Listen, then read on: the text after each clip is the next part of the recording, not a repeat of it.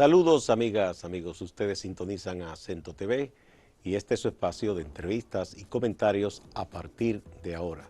Recuerden ustedes que nos están sintonizando en el canal 38 de Claro TV, en los canales 39 y 439 de Altiz y en el canal 41 de Star Cable, eso es en Santiago de los Caballeros, pero también a través de las páginas acentotv.do y acento.com.do y en todas nuestras plataformas y redes sociales. Hoy nos toca conversar con el joven dirigente político Bartolomé Pujals, portavoz del movimiento El País que Queremos. Ustedes recuerdan que Bartolomé se dio a conocer en todos esos movimientos de luchas sociales y en las pasadas elecciones municipales fue el candidato a alcalde por una plataforma de movimientos y partidos que incluía El País que Queremos y también el partido Alianza País. Bartolomé no ganó, pero creo que dejó una impronta importante porque se demostró como una persona con conocimiento de lo municipal, un gran expositor, y mucha gente dijo que ganó el debate, aunque no ganó las elecciones porque no tenía una estructura partidaria de las más poderosas. Pero yo creo que es un joven que llegó a la arena política para quedarse. Muy buenos días, Bartolomé.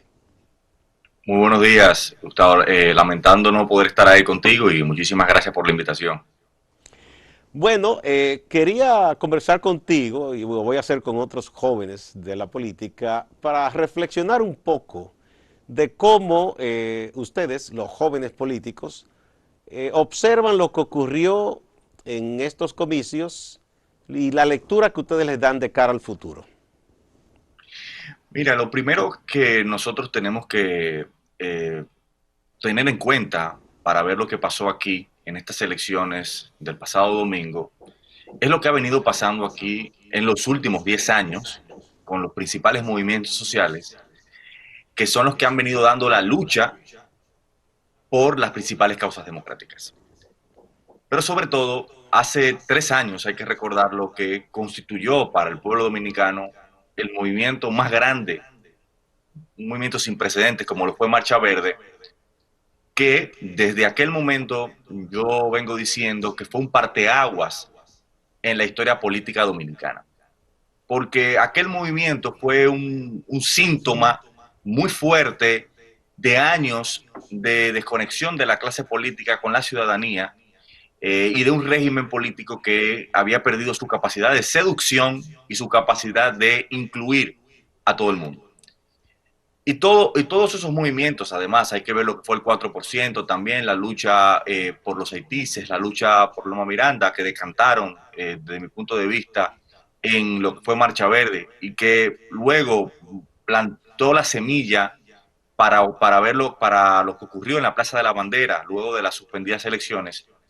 Es el resultado de una generación que ha cambiado la forma de ver la política, la forma de relacionarse con ella, que comienza a generar un nuevo perfil y que estas elecciones constituían sin lugar a dudas una transición para que comencemos a avanzar hacia procesos en donde el perfil del votante mayoritariamente busque propuestas.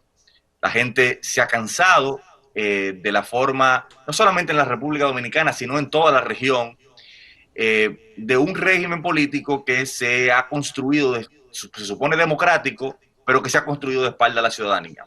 Hay que ver que cuando uno ve en otros países la consigna del no nos representan, es algo que uno lo ve en la República Dominicana y en todo Occidente.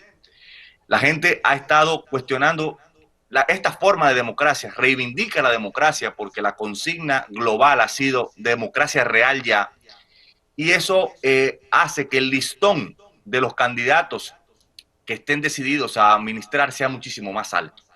Ya la gente demostró en estas elecciones que las dádivas no son el elemento determinante para que una persona pueda llegar a las instituciones. Bueno, Y se eso fueron debe varios ser importante. dinosaurios, Bartolomé, del Senado, por ejemplo. Salimos de amable, Amaviaristi, por ejemplo. Así se fue es. Wilton Guerrero, doña Cristina, que Totalmente. tenían años y años ahí.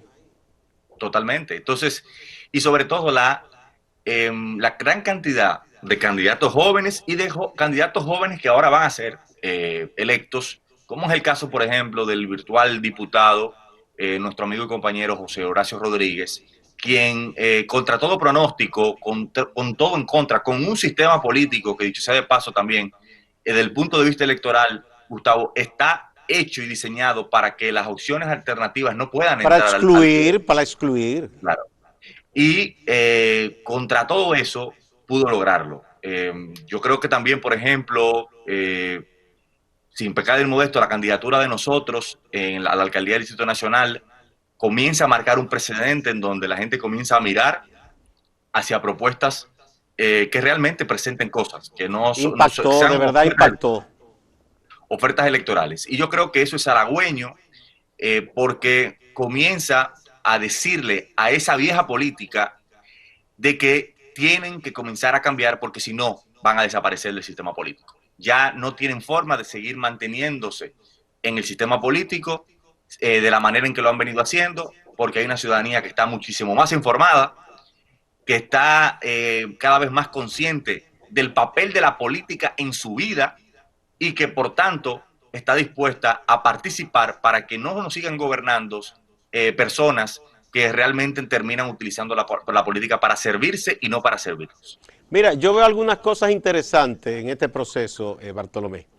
Varios y varias de los ya electos para el Congreso han dicho públicamente que no van a aceptar esos privilegios de que barrilito, muchísimas exoneraciones, han dicho no.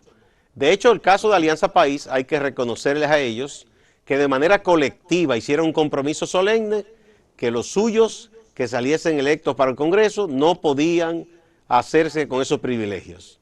Y otro de manera particular, don Eduardo Estrella, ya ha dicho que no va a participar de eso, y antes lo había hecho Fidelio de Pradel. Entonces, eso es importante. Ahora bien, mi interrogante, mi curiosidad es qué tanto en el tiempo que viene se podrá aprovechar desde los partidos alternativos, de las fuerzas nuevas, de la nueva política que ustedes llaman, la oportunidad de crecer. Hay uno de los grandes actores viejos, que es el PLD, que ha quedado golpeado, pero no está muerto. No. Hemos visto cómo esos partidos se reciclan.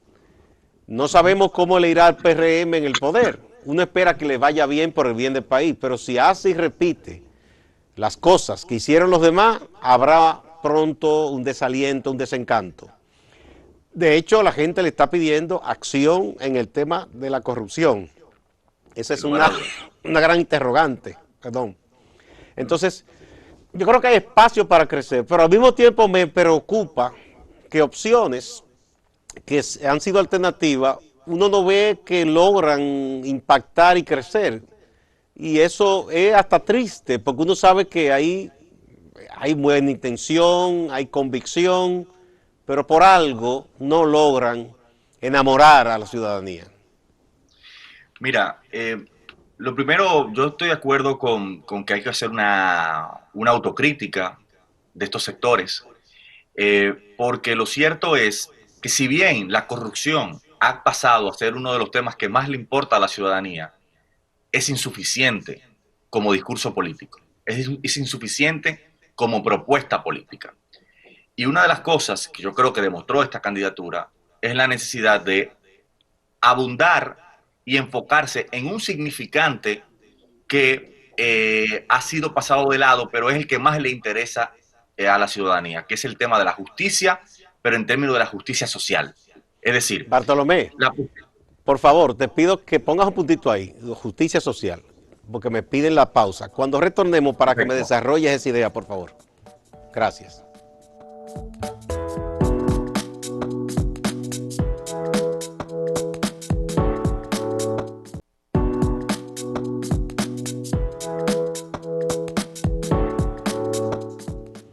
Bartolomé Pujals, portavoz de El País que Queremos, es nuestro invitado de hoy.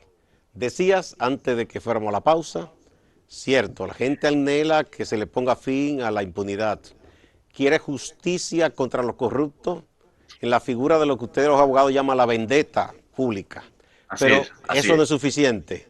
Tú dices No es suficiente. justicia social. ¿Qué significa para Claro. ti? He dicho que es insuficiente el discurso de la corrupción como discurso político para enarbolar un proyecto, a pesar de que la ciudadanía es el tema, uno de los temas que más le importa y que es uno de los temas que incluso es el que de forma más clara y nítida se expresó a través del voto en las elecciones del 5 de julio.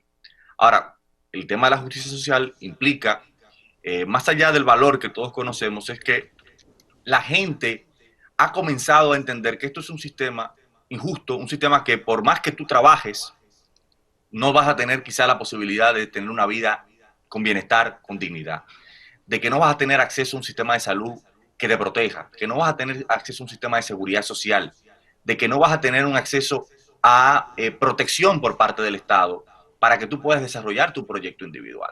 Y nosotros, por ejemplo, cuando presentamos nuestra propuesta a la alcaldía, que se llamó Una ciudad para la gente, el elemento transversal de esa propuesta era precisamente el tema de la justicia. De que si la regla es que nosotros vivamos de nuestro trabajo, existan puestos de trabajo que paguen bien. Y yo creo que por ahí debe andar una nueva narrativa para que proyectos que se sienten y se dicen alternativos puedan comenzar a conectar con otros segmentos de la población. También hay que decir que, por ejemplo, respecto a lo primero que decías con relación a este gesto de muchos candidatos a diputados y diputados que van a resultar electos ahora y senadores y otros actores de no acceder a los privilegios, lo cierto es también que más allá de la voluntad individual de los políticos que se presentan, es que se ha también generado una especie de cordón social en donde ya resulta una vergüenza acceder a privilegios tan insultantes como lo que los funcionarios públicos que nosotros elegimos tienen. Entonces eso es algo que va a comenzar a crecer. Hay gente que lo hace porque porque cree en ese compromiso, porque cree que no puede ir a una institución a servirse, pero también se ha ido generando cada vez más, pues también por una cultura política que se ha desarrollado en los últimos 20 años de derroche, de dispendio, de mostrar que ha llevado a que la ciudadanía mantenga una presión sobre aquellos que intentan ver alguna función pública con fines de beneficiarse. Y yo creo que eso es positivo porque comienza a Muy bueno, cargar muy bueno. el imaginario colectivo y comienza a plantear cada vez más límites a la clase política para que utilice los recursos públicos en su beneficio. Y yo entiendo también que cualquier reforma que se dé en este país va a pasar de la mano de que la ciudadanía siga haciendo lo que ha venido haciendo y ha aprendido, que es mantenerse movilizada, exigiendo cuentas, siendo escéptico, exigiendo garantías. Porque a lo que nosotros nos estamos enfrentando en este momento y con este próximo periodo electoral es a un proceso de un cierre de un ciclo político de 20 años, 20, 25 años, un cierre político que arrancó en el 96 y que termina en este momento y que va a depender fundamentalmente de que la ciudadanía se mantenga vigilante, movilizada, para que se puedan lograr las reformas que se han estado demandando en los últimos 20 años. Bartolomé, interesante lo que tú mencionas. 1996. La mayoría de ustedes ni siquiera votaba en ese momento. Yo tenía Los que 10 ya años. somos mayorcitos recordamos el entusiasmo que generó, por un lado, porque el PLD, primera ocasión que iba al poder, que Leonel Fernández era un hombre que tenía 40 y tantos años, Jaime David, 39 años, vicepresidente. Era un poco la generación, en el caso mía, que veía en ese partido, se veía representada, aunque llegó con un problema, con un interrogante, con un asterisco. Llegó con esteroides, como dirían en deporte, porque fue de la mano de un viejo partido con todo el lastre que significaba un partido que venía del trujillismo y todo eso, todos los crímenes de Balaguer. Entonces, de por sí eso arrancó con dudas. Pero mucha gente dijo, pueden legitimarse, pueden reivindicarse en el poder. Luego vino la frustración. Ya antes ocurrió un fenómeno que generó muchas esperanzas. En 1978, el PRD, después del golpe que le dieron a don Juan, volvía al poder.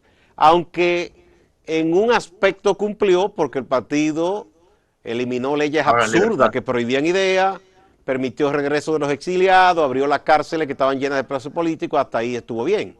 Pero no hubo la justicia social que se esperaba. Y luego han sucedido otros gobiernos de frustración en frustración. Tú dices, se cierra un círculo ahora. El joven de ahora no vivió esos años de represión, no vivió ese silencio que se le imponía, es muy libre y a mí me encanta, yo celebro eso, que no se detienen en nada y no les importa y apoyan la causa justa. No es fácil complacer a la generación de ustedes y a la que vienen más jóvenes. Es una tarea difícil. Entonces, ¿cómo conquistar a esa gente? Porque no se puede hacer por los medios tradicionales. El que se cree que con grandes discursos, palabras rebuscadas, va a cautivar a esa ciudadanía, está perdido. El que se cree incluso que regalando cosas, y ahora vimos un gran fiasco con lo de Gonzalo, ¿verdad? Y gente que eran caciques en su provincia y han perdido. ¿Cómo enamorar, cautivar a las nuevas generaciones para que no solo vayan a las plazas y ejerciten la democracia, que es una forma de hacerlo, la calle contestando al poder o dialogando con el poder de la manera que puede, sino que vayan a la política orgánica, vayan y compitan, sean candidatos, candidatas, tengan un partido que pueda crecer hasta llegar a conquistar el poder? Mira, hay personas de mi generación, como es el caso mío, que entramos en política por necesidad, en defensa propia. O sea, yo entré al activismo social y a la política en defensa propia frente a un sistema político que me planteaba dos opciones: o entraba a pelear dentro o me iba del país.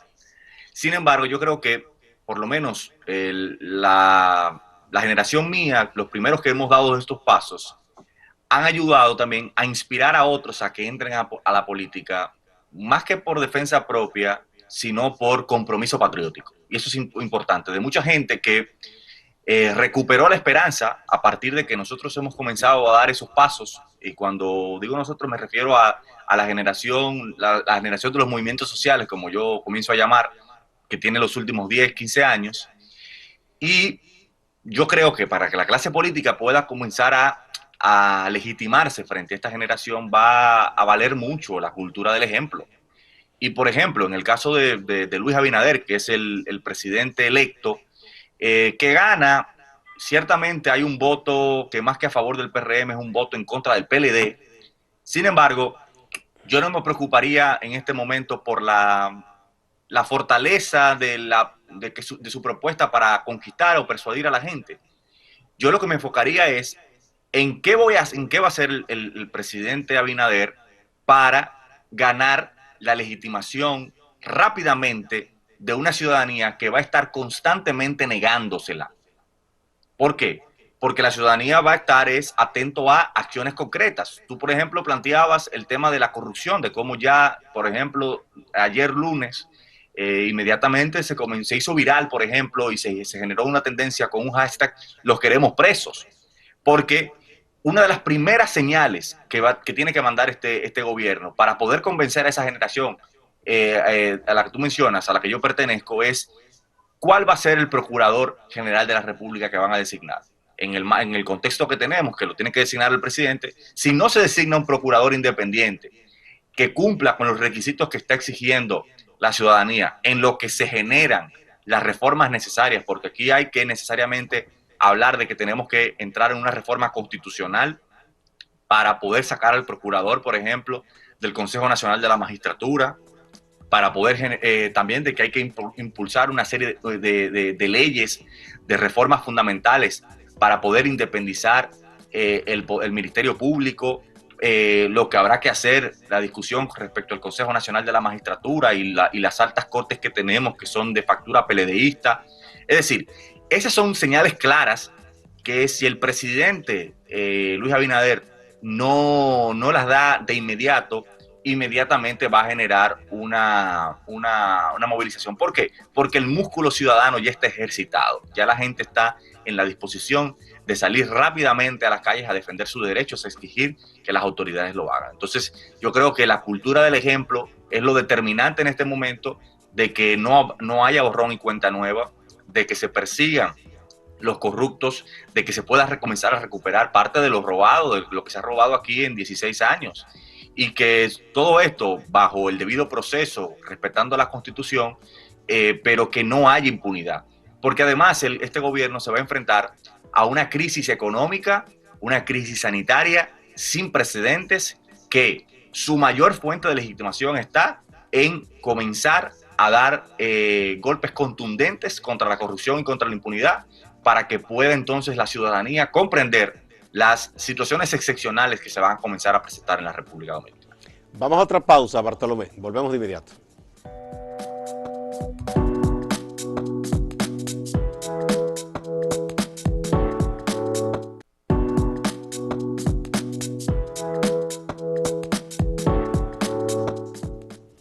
Bartolomé Pujals, portavoz del movimiento El País que Queremos, es nuestro invitado de hoy. Bien, Bartolomé. Entonces, el gobierno bien puede comenzar, el presidente Abinader, legitimándose más, digamos que ganando la confianza de la ciudadanía con esas señales, como pudiera perderla. ¿Cuáles otros aspectos tú piensas que pudiera ayudar, si el presidente emprende y da señales, a ganar legitimación en la ciudadanía? Bueno, yo creo que también hay dos reformas fundamentales que se necesitan, que es en materia fiscal. Necesitamos hablar de una reforma fiscal no tributaria, en el sentido de que comencemos a cambiar la matriz de los impuestos que tenemos, que van fundamentalmente contra la clase media y contra las clases populares, de que comencemos a grabar las grandes rentas. Yo creo que va a ser un tema que este gobierno quizás se va a alejar, pero que debe generar una discusión respecto a este tema de la justicia social. Y otro tema va a tener que ser también una reforma para comenzar a profundizar los derechos sociales, como es el tema de la salud. Yo creo que una de las cosas que demostró esta pandemia es la vulnerabilidad de nuestro sistema sanitario, la vulnerabilidad de nuestro sistema político, de cómo todo este crecimiento económico sostenido de los últimos 10 años frente a una cuestión como esta nos pone en unas condiciones de tanta vulnerabilidad social, económica y política, y que si no se hacen avances en ese sentido para comenzar a sacar a mucha gente de la pobreza y sobre todo a comenzar a reducir esa brecha de desigualdad, que es la más preocupante, y que comience a generar oportunidades de empleo, nosotros no vamos a poder generar una sociedad en donde sea más justa y que por tanto permita que esa ciudadanía que ha estado reclamando y que tiene sed de justicia, no solamente justicia en el plano material de las instituciones, sino también justicia en el plano de los derechos, nosotros no vamos este gobierno va a tener muy pocas fuentes para mantenerse legitimado y poder gobernar con tranquilidad. Además de que tiene un Congreso que ha ganado, se proyecta que tendrá más de 20 senadores, una representación importante en la Cámara de Diputados, que podrá, con consensos y acuerdos con otros partidos de oposición, poder generar consensos para impulsar reformas fundamentales. Yo creo que tiene una gran oportunidad para hacer las cosas y para que no haya excusas y podamos avanzar en estos 4 años, por lo menos en reformas institucionales. Otro elemento fundamental, yo creo que tendrá que ser, sí, la época en que los pueblos votaban y le daban una especie de cheque en blanco a los elegidos, eso ya pasó. Nadie da cheque en blanco ya. Aquí, totalmente. Y eso también es una de las características del voto que se acaba de dar ahora. Cuando decía, no es un voto quizá mayoritariamente a favor del PRM, sino quizá un voto mayoritariamente en contra del PLD, es precisamente porque no es un cheque en blanco. Porque esta consigna del CEBAN, que fue la consigna mayoritaria, el significante que se llenó de contenido, incluso más allá de las consignas del partido que ahora gana, del Cambio Va, es una consigna que es transversal a la clase política, porque la gente está con muchas expectativas. La gente ha disfrutado este triunfo y la ciudadanía y el pueblo merece disfrutar este triunfo porque tiene muchos años luchando por esto. Pero si aquí rápidamente no se generan señales claras desde el gobierno en la dirección de lo que la gente ha estado reclamando, aquí la gente prontamente va a estar exigiendo rendición de cuentas. Y eso es fundamental. Decía que una de las reformas fundamentales que también este gobierno tiene que impulsar es las reformas de carácter electoral, es decir, para flexibilizar las formas de participación, para evitar que vuelva a ocurrir todo este desastre de dispendio, de uso y abuso de los recursos del Estado, de estas campañas tan desiguales, que incluso fue una campaña desigual contra el mismo partido que hoy gana las elecciones. Y que si ellos no toman esas medidas en este momento y piensan que porque son mayoría, eso no hay que tocarlo, también eso le va a pasar factura, porque ya se ha demostrado claramente de que esto va a ir de forma incremental, de forma ascendente. La gente está decidida a votar más allá de las propuestas que están basadas en el marketing, en el dinero y en el abuso.